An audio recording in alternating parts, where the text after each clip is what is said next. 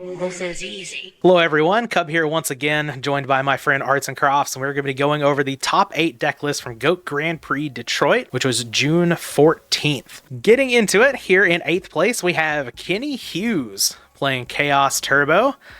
We have the 21 monsters. It looks like we've got a couple of Kaikus with only one copy of Night Assailant here in the main. I know Kenny has been a fan of no Night Assailant in the past. Big fan of the Kaikus, but we do see one Night Assailant here. No card destruction, of course, since we're only playing one Night Assailant. And looking at the traps, we have one Jar of Greed, a couple of Phoenix Wing Wind Blasts, no Raigeki breaks here, actually anywhere in the 55.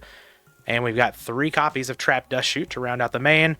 For the side deck, we're looking at a little bit of AJT BLS technology here. We've got a couple of Berserk Gorillas. We've got the Jinzo with the Call. We have a level 2 and a Tsukuyomi. A couple of Mind Controls, a couple of Mystic Walks. We have 3 Sakuretsu Armors and 2 Solemn Judgments in the side. Arts, you're the Chaos Turbo aficionado here. What do we think? Yeah, so Kenny here definitely taking a two-pronged approach. It's very anti-turbo, of course, with the main deck Kaikus and the triple dust shoots mained, but it's also a little bit more of an aggressive take here with those Wind Blasts to supplement the Kaikus. In the side, like you mentioned, the Call of the Haunted Jinzo stuff, I think definitely synergizes. If Berserk Gorilla is going to be your beater of choice, Call of the Haunted is a nice pairing with that card because it can actually attack for damage into an empty board, unlike Zambaira, and significantly more than a Kinetic Soldier, which are kind of the other 2 monsters that could be in that spot. I also really like, honestly, this is something that I've been kind of playing around in my head with, is the Mystic Swordsman plus Call of the Haunted stuff in the mirror. I think is pretty neat. It's so cool to see Kenny getting some success here with that tech choice. Second, Tsukuyomi, a little bit interesting choice. Not very great in multiples, but is good into a lot of matchups that are specifically not the Turbo Mirror. So I can definitely understand, that being a solid choice for Warrior and Control and things like that you might expect. I actually like these more aggressive builds of Chaos Turbo. That may be because I'm more of an aggressive player. But I think it's interesting to see that, people are developing the deck in a different way rather than going more into the control route. I think it's interesting to see. Yeah, at the end of the day, it is just kind of a good stuff deck, right? So you can tweak it in any direction that you want to and still have a pretty cohesive strategy. And this is just one of the many available to turbo duelists here and go from it. And moving on to number 7, we are moving away from Turbo for a little bit. In 7th place here, we have Corey Newsom playing Warriors. And looking at the monster lineup, we do have 14 monsters. We see double Blade Knight, double Kaiku. That makes room for a Spirit Reaper and a Magician of Faith. The spells, as usual for a Warrior deck, just kind of the good staple spells. We've got a Book of Moon in there. For the traps, very Moxies-like here. 1 Dust Tornado, a couple of Jar of Greeds, 3 Trap Dust Shoots. Pretty standard for that. Getting into the side, we've got a little bit of spice. We'll get to that in a second. But we do have, we have the Amazon as Archer to go along with Cliff again. We have Asura Priest. We have Kinetic Soldier, Mobius, the Morphing Jar, 1 Walk, a Smash and Ground, Dust Tornado number 2 and 3. We have a Magic Drain, Sakuretsu Armor, and then we have 2 copies of Solemn Wishes, followed by a Zing Zinhu. This is an interesting side, for sure. Magic Drain, I know Moxies has played that before. He's actually a fan of the card. That is a card that I have never really been a fan of at all. Gives your opponent, just the option to do whatever would be best for them in a certain situation. That's really not my thing. But Solemn Wishes is very, very much my thing. I don't know if it's, the best card to be playing in your aggressive style deck because you're not going to get quite as much value out of it, but, it sure is an option that is available to you in GOAT format that's not talked about enough for the burn decks. What do you think, Arts? Well, think about the massive, massive value you can get when you have Solemn Wishes on the field and flip up a Morphing Jar. I mean, that's just gravy right there, right? I've got bad news for you on that interaction. You only gain 500 life points. Oh, because it's every time you draw a card, parentheses S. Yes. Yeah. What a shame. Okay, then terrible. I hate the card. Never mind. Yeah, I guess to your point, I'm guessing it's anti-burn tech. Yeah. Seems like there are a lot of anti-burn cards here, right? With the archers, with the cliff, with the Mobius, with the walk, the double tornadoes, right? So definitely maybe a matchup that this player has struggled with in the past. Also, of course, these are, timed Swiss events, so any sort of life gain card can make the cut in the 55 if you're expecting to go to time. Now, to your point, this is a more aggressive list, so I would be surprised if Warrior players are often finding themselves going to time in this format. But maybe could just be some extra insurance for those. Magic Drain is a card that I think is playable in the format for sure. It's kind of like an extra copy of counter traps if you're loaded up with them. I think it makes more sense when you're playing something like a lockdown burn where you just have like key cards you kind of like need to protect at all costs.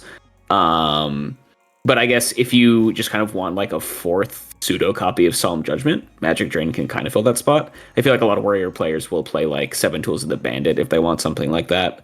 But Magic Drain is definitely an option in its stead. Main deck, like you pointed out, relatively standard overall. I think the Spirit Reaper main is totally playable. Definitely kind of just a good anti-warrior card if you're expecting the mirror. And yeah, overall, relatively standard warrior, just with a lot of anti-burn stuff in the side. Yep. Solemn Wishes may not have the best interaction with Morphing Jar, but it is good with Des Lakuta. Wink, wink. Who would ever play such a card? Yeah, who would ever play such a card? All right, but moving on to 6th place here, we have Aaron Shaler playing Chaos Control. Looking at this, of course, we have the 2 spies, which is pretty common in Control. We only have 1 Chaos Sorcerer. That's a little bit interesting there. A couple of Kaikus, 3 full copies of Magician of Faith. We've got the 1 Night Assailant. We have a Reaper in the main deck. We have 1 creature swap. We, of course, have the Goat package, a couple of Goats, a couple of Metas. Everything else fairly standard. Oh, actually, we have 3 Scapegoats. Sorry, 1 was hanging out there at the end there. Didn't see that. So 3 Scapegoats, 2 Meta. That's going to be our Control package here. We do see 2 copies of Upstart Goblin. I know sometimes people go back and forth on that a little bit in Control. Traps, we've got Trap Trinity and honorary 4th member of Trap Trinity, Trap Does Shoot. We've got a couple of those. Looking at the side, we've got some interesting stuff here. We've got 2 Kinetic Soldiers, DD Warrior Lady, the Hysteric Fairy. We have 1 Zaborg, a Zambara, Book of Moon, Brain Control, Meta, Mind Control, a whole bunch of one-ofs there. 2 copies of Mystic Walk, a Call of the Haunted, a Hallowed Life Barrier. First time I've seen that card in quite a bit. And we have the 3rd copy of Trap Dust Shoot.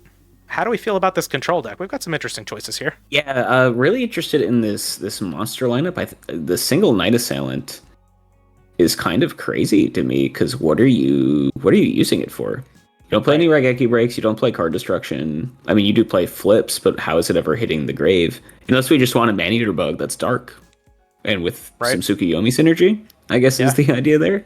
I guess it gets into Dragoness the Wicked Knight, right? That's there relevant. We go, yes. Very commonly seen monster in code format, for sure. I guess you can creature swap it after you flip it. Sure. But yeah, not entirely convinced by the Singleton Night Assailant, I will say, especially when you have the Serpents and the Thunder Dragons anyway. But besides that, relatively standard kind of Chaos Control monster lineup. I do think the Singleton Sork is pretty standard in Chaos Control. I think especially if you're on like a triple Scapegoat, double meta, any copies of Swap deck, it is kind of one of the more common ways to just shave a monster to make room for those cards. The double Upstart Goblin is I feel like a little controversial. A lot of people don't like Upstarts in Chaos Control because it is a deck that does struggle to deal damage to the opponent, right? So that extra potentially 2,000 life points or even more if it's your only Magician of Faith target could make that a little bit of a liability. But the double main deck Kaiku, I think, probably makes up for that a little bit because you do actually have a little bit more aggressive of an angle to the list to make up for that. And if you're main decking triple Magician of Faith, double Upstart Goblin, I feel like is a lot better because you just kind of want to have a critical mass of targets, even if it's not always going to be the best one. Side deck is interesting, some stuff that you don't normally see. I feel like Hysteric Fairy has kind of fallen out of favor in the metagame, but it is, a solid anti-burn card. Zaborg, has some synergies with a lot of the cards in the list, and is, if you ever need to break yourself out of a Thousand Eyes Restrict lock, it's one of the better choices in the format to do that. Hollowed Life Barrier, interesting choice. I mean, we got discard fodder for the Night Assailant in the 55. Right. So there you go.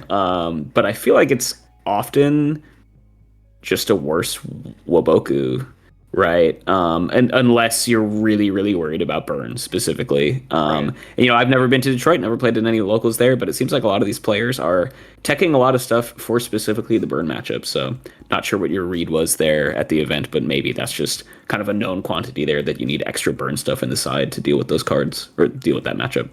Yeah. I wonder if the Hysteric Fairy, if this was an idea taken from Simon's list from GGP Munich.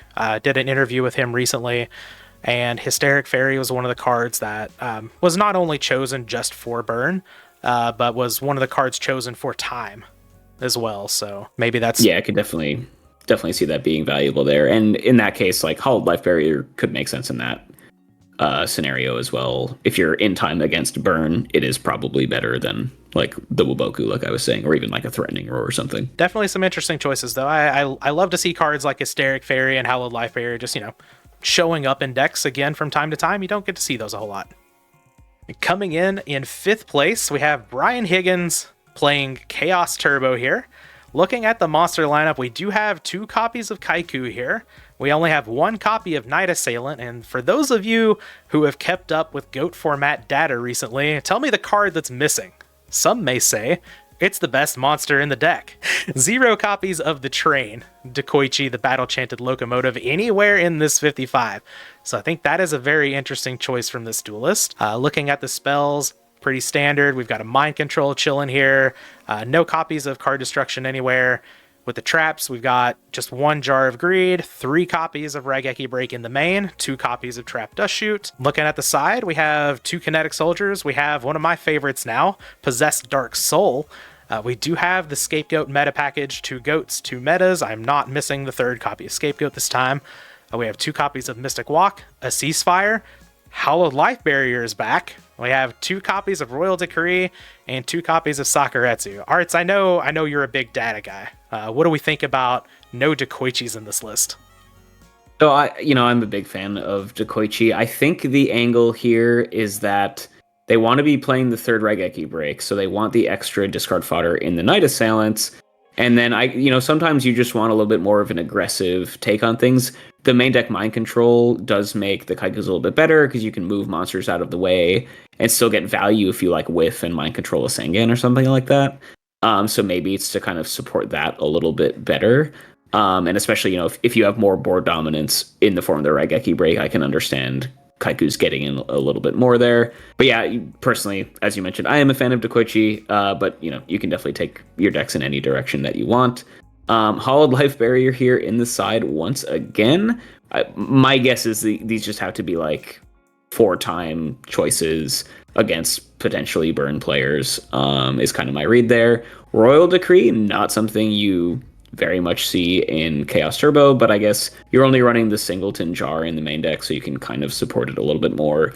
You have a bit more of a heavy spell count, and if maybe you bring in the Decrees against Warrior potentially, if you're like cutting your Dust Shoots and bringing in a bunch of spells in the form of your Goat meta stuff, maybe Decree gets there. Yeah, as you mentioned, Possessed Dark Soul, probably the Singleton best card in the format against Scapegoat decks. The reason why you don't see it too frequently is because generally you want a more flexible card in that spot, but it is an absolute house against any deck in the form that runs Scapegoat.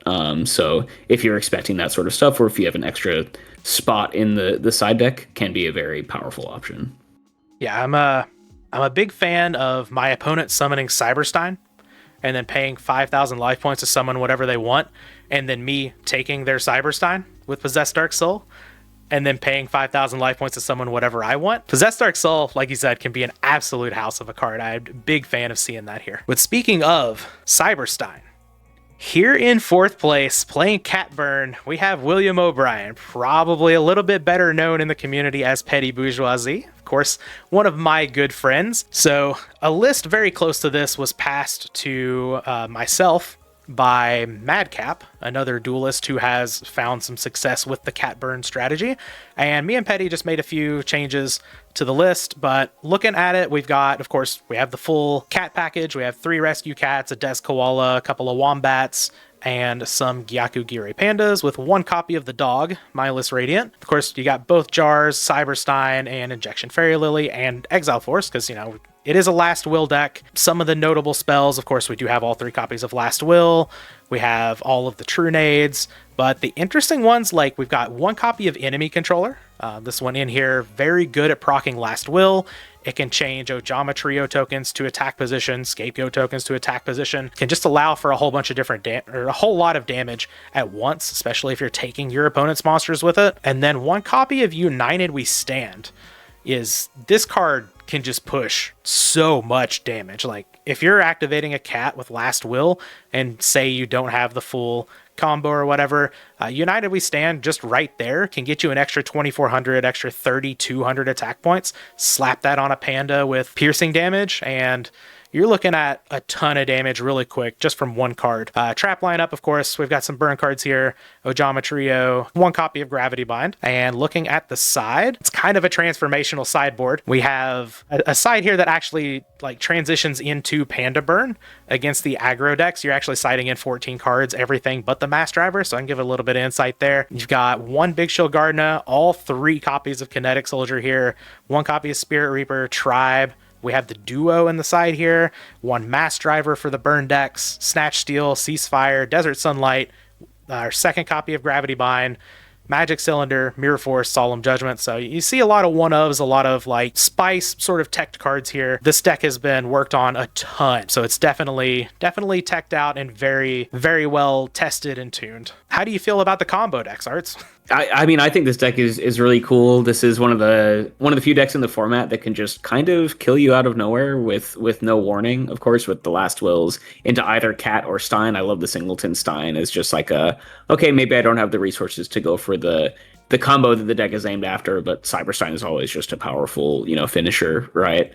Question for you: if you're bringing in 14 cards for the Warrior matchup, would you say that means the main deck is kind of tweaked for like turbo control that you would normally expect to see?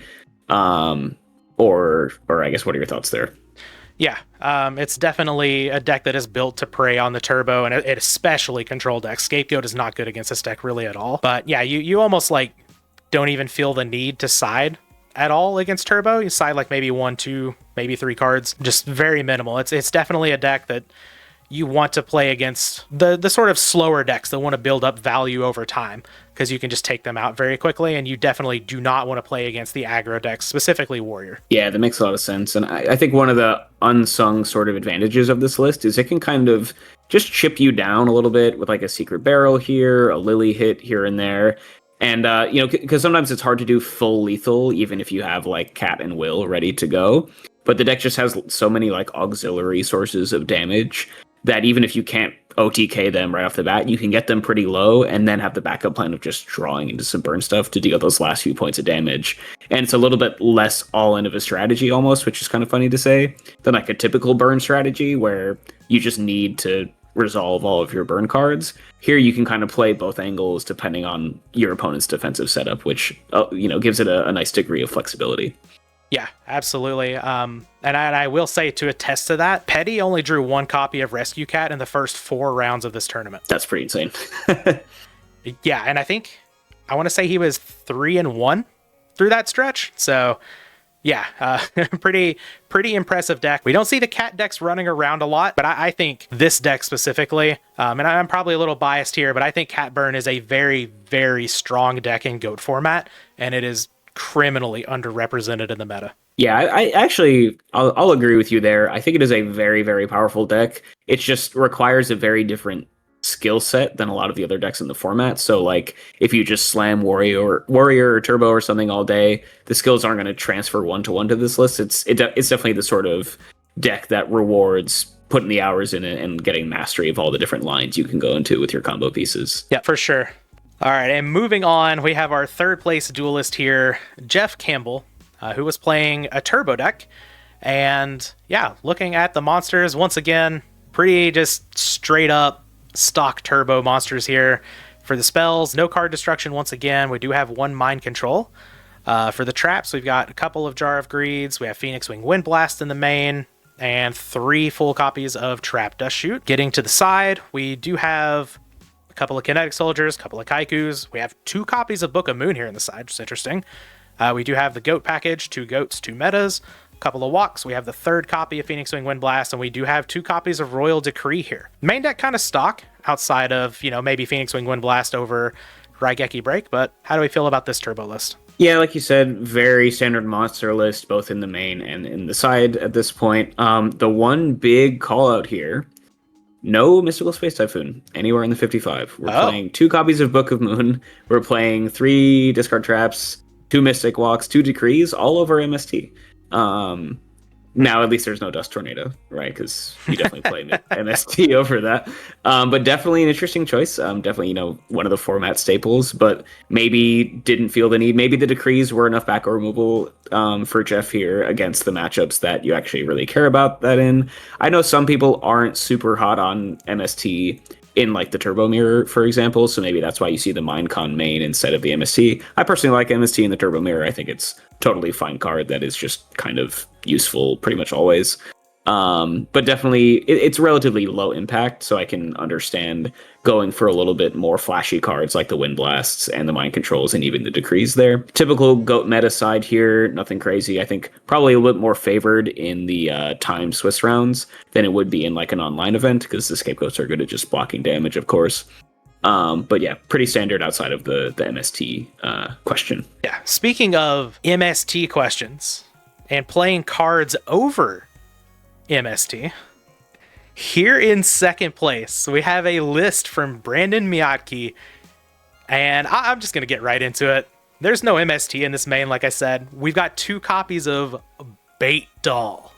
Big fan of this card, but looking at this list, we have Chaos Warriors here in second place, and it is nothing short of spicy here. We have the 1 copy of Chaos Sorcerer. We have 2 copies of Dekoichi. Some people are a fan of Flips and Chaos Warriors, some aren't. But we do have 2 copies of Deco. We have 2 copies of Donald. Get 2 Donzalugs in here. Okay. We have the 1 Magician of Faith. Everything else pretty standard for the monster lineup. We have, of course, the 2 aforementioned Bait Dolls. We have a Mind Control here in the main. Looking at the traps here, we've got a couple of Raigeki Breaks. We have 2 Solemn Judgments. Some players don't play this in Chaos Warrior.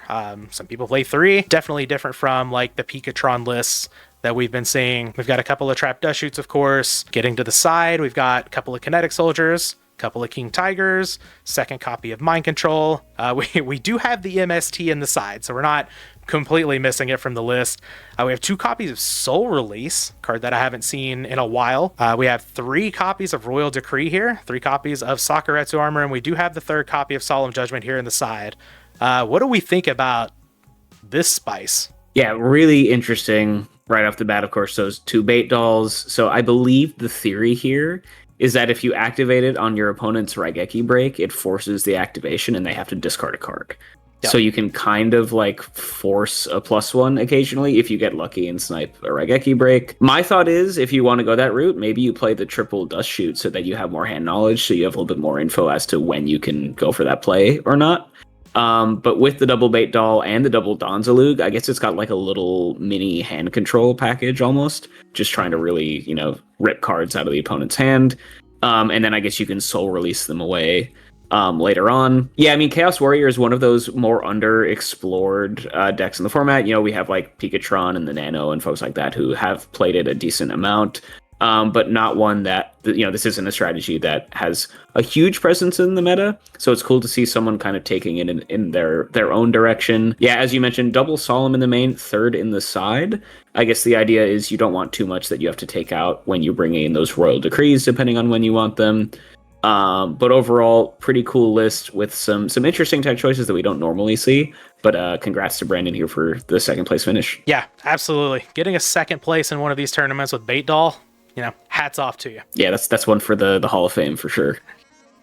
Getting to our champion of GOAT Grand Prix Detroit, we have Sean Munn taking down the event. I believe I overheard this player saying that he had gotten 2nd place in like 4 or 5 tournaments in a row now, going for a Worlds invite. So congratulations to him for taking this one down, getting that Worlds invite with none other than Warriors. Looking at the list here, pretty standard monster lineup. We do have that 1 copy of Magician of Faith that some players do like to play. Pretty standard spell lineup. Got that 1 Book of Moon there. The traps, we do see the 2nd Dust Tornado, No Jar of Greeds in the main. We have all 3 copies of Trap Dust Shoot. So yeah, pretty standard main here. Looking at the side, we do have the 3 copies of Gravekeeper Spy to go along with the Kinetic Soldier. We've got 2 King Tigers. We have a Mobius and a Zaborg. I know Sean was talking about the Zaborg was just very useful at, breaking board stalls, getting over spies and such. We do have a copy of Zombre here to go with the Kinetic Soldier. We have a Brain Control, of course, to help facilitate our Mobius and our Zaborg. We have a Mind Control as well to go with that. We have 1 copy of Mystic Walk, 1 Smash and Ground, 1 Compulse, and 1 Sakuretsu armor. So outside of, a couple of things here in the side, pretty standard warriors taking down the event here. Yeah, definitely. This is, a multiple Dust Tornado over Jog kind of warrior variant, which is one of kind of the 2 competing schools of thought. I do think it makes sense if you're running triple Blade Knight to not be loading up on the Jogs, just to keep that hand size small and keep your Blade Knight nice and beefy. Out of the side, triple Spy definitely helps to enable the Mobius and the Zaborg along with the Brain Control. But yeah, besides that, very standard. You got the 3rd Saku coming out of the side. You've got Compulse, which is just kind of a good catch-all card, especially against Control, which the deck struggles against. But other than that, and the Monarchs, really standard warrior list here. All reliable, taking it down here for Sean. Absolutely. So love to see it. Warriors taking down another event. Once again, congratulations to Sean Munn for winning this event at Go Grand Prix Detroit and getting the world's invite. Arts, do you have anything else to say before we sign off here?